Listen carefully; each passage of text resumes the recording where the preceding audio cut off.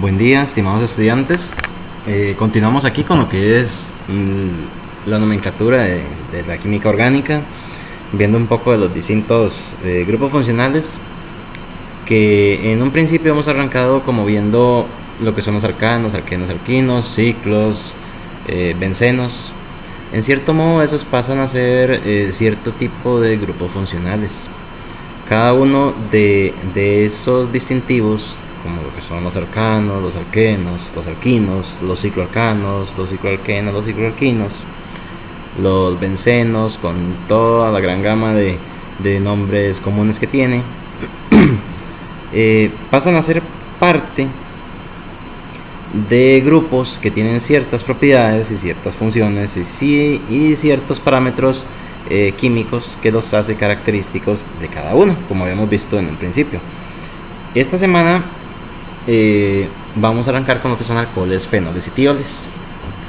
Ok, aquí unimos a estos tres conjuntos porque tienen ciertas particularidades que los identifican. Los alcoholes y los tioles comprenden dentro de sus estructuras a grupos OH o grupos alcoholes. Esto les facilita o les da ciertas propiedades que los diferencia o los puede ayudar, digamos, a ser factibles para ciertos tipos de productos o para el uso de ciertos tipos de industrias y demás, ¿verdad? Entonces vamos a ir entrando un poquito en materia con cada uno de estos. Los tioles los vamos a ver no tan profundamente, bueno, no profundamente, nada más para que ustedes reconozcan cómo o identifiquen cuando tenemos la presencia de un tiol y en algunos casos de cómo poder nombrarlos. Los tioles por lo general van a tener a este grupo, al grupo azufre unido a un hidrógeno. Si los alcoholes y los fenoles tienen al oxígeno y al hidrógeno, al grupo OH, los tioles van a tener al grupo SH. ¿Ok? Vean que tiene la palabrilla tio. Esto es muy semejante a lo que veníamos viendo de lo que era la química inorgánica, de la nomenclatura de los complejos. ¿Ok? Entonces, características generales, vamos a hablar muy rápido, aquí vamos a tratar de avanzar y recuerden que es importante que practiquen mucho toda la práctica que se les va a dar y que se les envía, porque es la manera más fácil y más expedita de poder manejar lo que son las nomenclaturas. ¿Ok? Hay que diferenciar entre muchos grupos funcionales, entre varias reglas que ya hemos venido viendo. Y es importante que practiquen mucho. Somos muy necios con esto, pero es importante que practiquen mucho. ¿De acuerdo?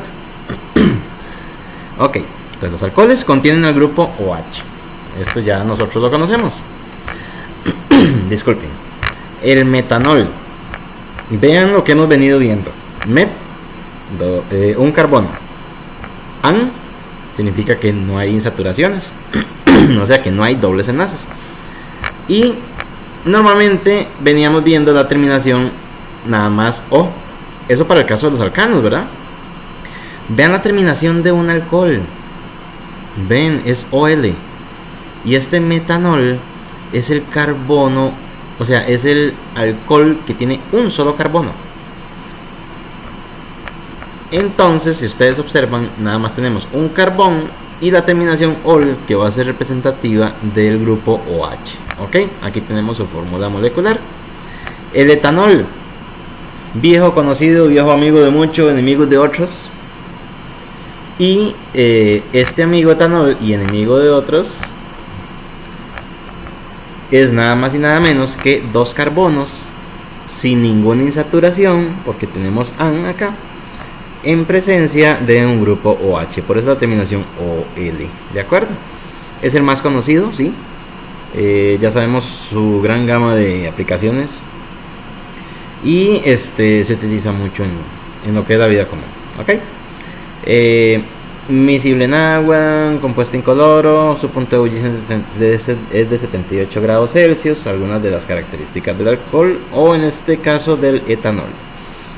Y en lo que son alcoholes en general, se utilizan, ¿verdad?, productos químicos, disolventes, colorantes, productos detergentes, perfumes, alimentos, bebidas.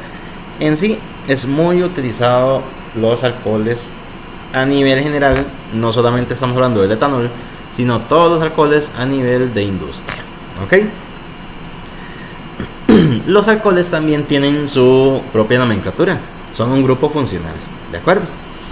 Esta lista resume algunos de los grupos funcionales que vamos a ver, o si no, la gran mayoría de los grupos funcionales que nosotros vamos a ver en este bloque. Ya hemos comenzado con lo que son los halogenuros de alquilo, ¿verdad? Ya esto los vimos, como el digamos 2-cloroetano, por ejemplo, cuando tenemos un halógeno dentro de un grupo, dentro de un alcano, un alqueno o un alquino, o simplemente que haya un haluro en un grupo funcional y tenemos que nombrarlo.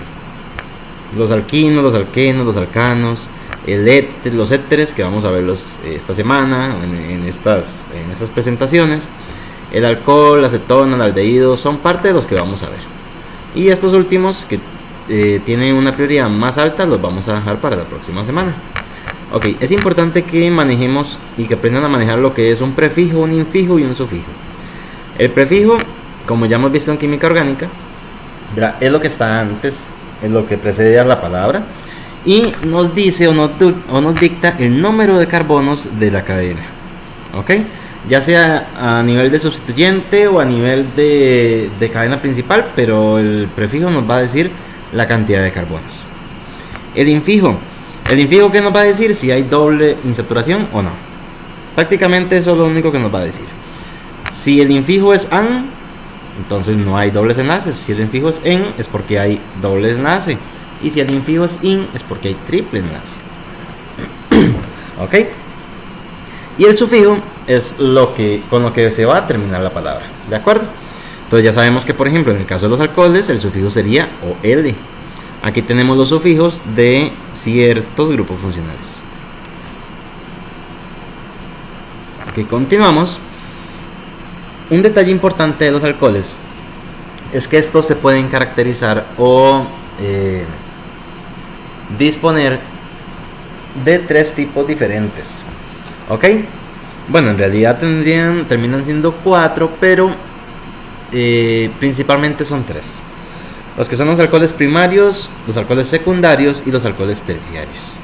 Los alcoholes primarios, como el etanol, que es un ejemplo claro de ello.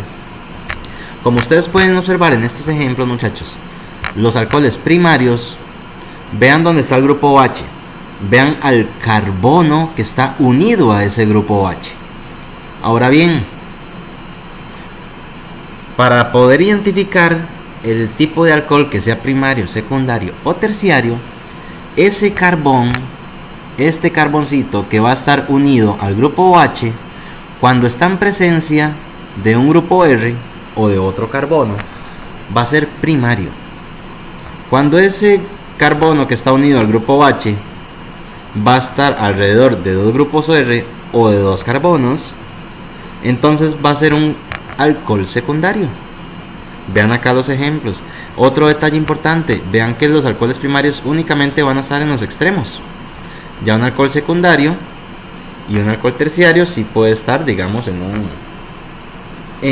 un medio, por ejemplo. Y tenemos los alcoholes terciarios, como el terbutanol.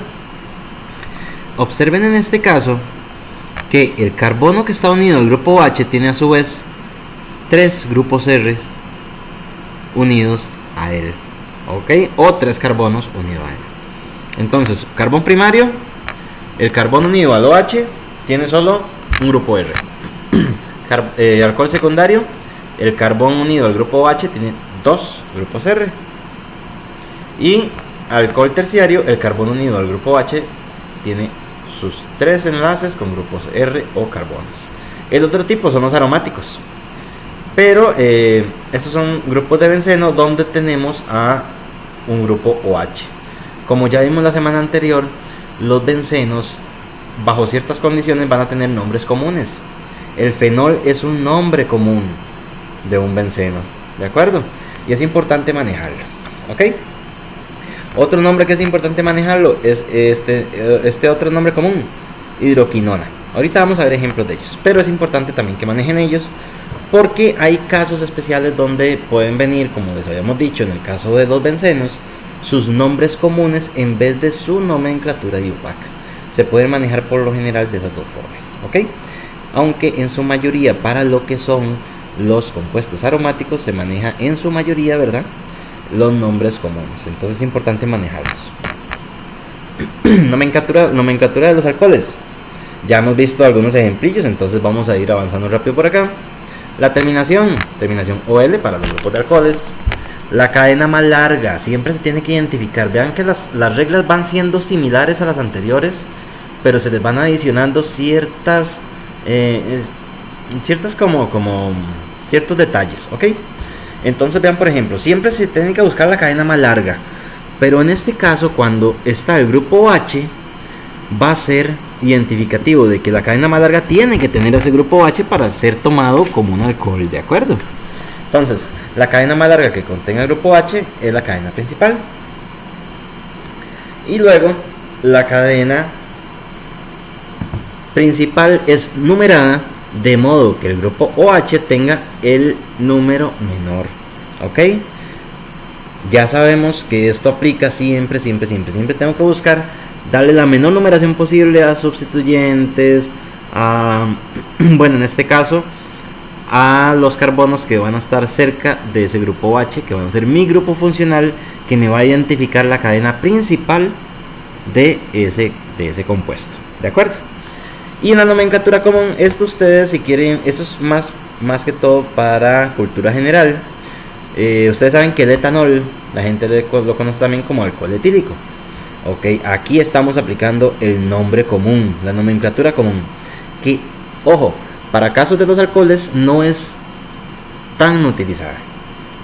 ¿De acuerdo? Para otros casos sí, pero para los alcoholes no tanto. Vamos a ver que para los éteres la nomenclatura común es como la ideal. Pero la nomenclatura común aplica solo en ciertos casos, ¿ok? Como les dije, en los éteres la nomenclatura común es más relevante que la IUPAC. Y en muchos casos, en algunas cetonas, y en muchos casos en lo que son los bencenos, ¿de acuerdo? Entonces aquí tenemos algunos ejemplos para que ustedes los analicen, tanto su nomenclatura IUPAC como la nomenclatura común. Recuerden que para estos casos la nomenclatura común termina siendo no tan esencial, pero ahí la tienen para que la manejen, para que lo traten de identificar por si la llegan a encontrar en algún momento. Ok, alcohol primario, alcohol primario, alcohol primario, alcohol primario. Vean que están en los extremos.